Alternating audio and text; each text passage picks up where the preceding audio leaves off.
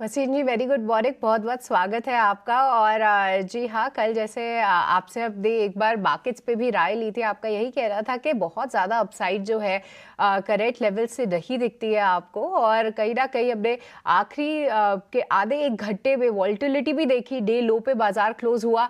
क्या वो view intact है? एक बार उस पर ही आपसे अपडेट जानना चाहेंगे। हाँ, गुड मॉर्निंग सृष्टि, आपको डिम्पी। बिल्कुल all good news is getting priced इन।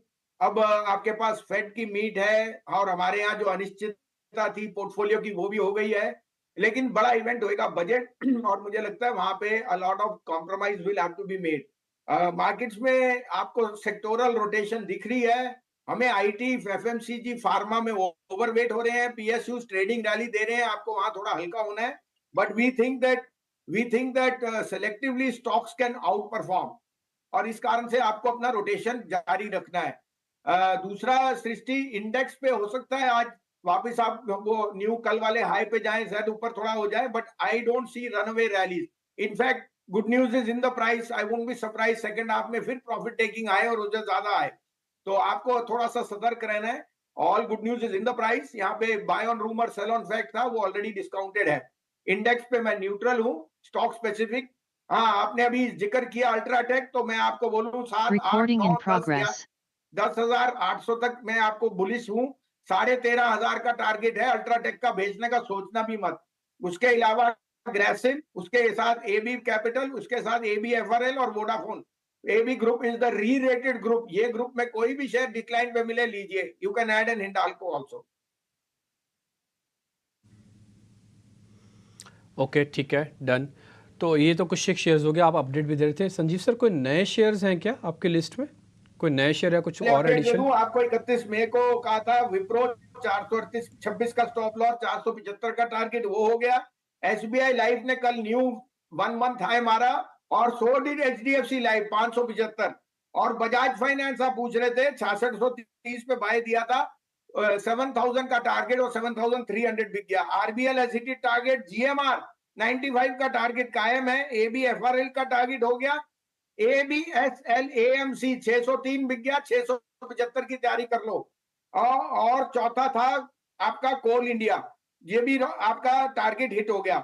अब मैं बोल रहा हूं कि लो कॉस्ट हाउसिंग में जो बढ़ोतरी आएगी उसमें इंडिया बुल रियल एस्टेट जैसा शेयर नहीं है। अगर एनबीसीसी और हुडको री रेट होते हैं, इंडिया बुल रियल एस्टेट को 250 होना चाहिए। 175 का टारगेट है, 125 का स्टॉप लॉस। दूसरा डिम्पी जी, सृष्टि में आईटी पे बहुत बुलिश हो गया। ऐसे आप मार्केट की कंपैरिजन कर ही नहीं सकते। Where in the Nasdaq is hitting fresh new highs and market cap of Amazon, Nvidia, वो so IT AI is improving। कल हमने एम्फोसिस के इस जो ब्लॉक डील हुई है उसमें पार्टिसिपेट भी किया एज अ डिस्क्लोजर, क्लाइंटों को दिलाया है 2365। ये हमें 2750 और 3000 का टारगेट दिखता है एज अ डिस्क्लोजर। अभी हम एलटी माइंड ट्री लेंगे 4840, 4740 का स्टॉप लॉस, 5000 का target. Tech Mahindra, I think the best performing along with HCL Tech and Wipro is Tech Mahindra. इस पे पैसा डालिए, 1340 में लीजिए, 1315 का स्टॉप लॉस, 1450 का टारगेट। और आईबीआरई 132 में लीजिए, 125 का स्टॉप लॉस, 175 का टारगेट कम से कम। आज की कॉल्स आते हुए भसीन जी की तरफ से तो क्लियरली आईटी पे वो ओवरवेट हो रहे हैं। दो आईटी दिग्गजों पे यहाँ पे आपको नजर रखनी है, एलटीआई माइंडट्री और टेक महिंद्रा। कल एम्फेसिस पे भी कॉल दी थी और इंडिया बुल रियल एस्टेट पर। भसीन जी, जो कि कैबिनेट पोर्टफोलियो एलोकेशन से जुड़े पूरे अनाउंसमेंट्स आए, क्या कोई सरकारी कंपनीज पे भी यहाँ पे नजर रखनी चाहिए? कोई खेमा जो कि इंटरेस्टिंग लगता हो आपको? तो देखिए, डिफेंस और इंफ्रास्ट्रक्चर, ये दोनों शेयरों में अभी भी वैल्यूएशन कंफर्ट है। पीएसयू बैंक्स मैं कहूंगा ट्रेडिंग पे बेचिए, बिकॉज उनमें अगर आज state bank cost of deposit बढ़ा रहा है तो इसका मतलब निम्स पे प्रेशर पड़ेगा। और cost of deposit liability franchise आप देख रहे हो, क्योंकि इतना पैसा अगर सिप में जाएगा, म्यूचुअल फंड में जाएगा, तो कॉस्ट ऑफ डिपॉजिट अगर बढ़ेगा, it will cause little bit of apprehension on the NIMS. तो मैं पीएसयू बैंक से थोड़ा सा अवॉइड करूंगा, लेकिन डिफेंस और इंफ्रास्ट्रक्चर में I would say you should be invested.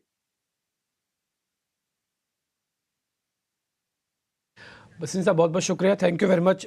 आज अपने टाइम निकाला, अच्छे से बातचीत हुई, बहुत बहुत शुक्रिया इसके लिए। Thank you very much.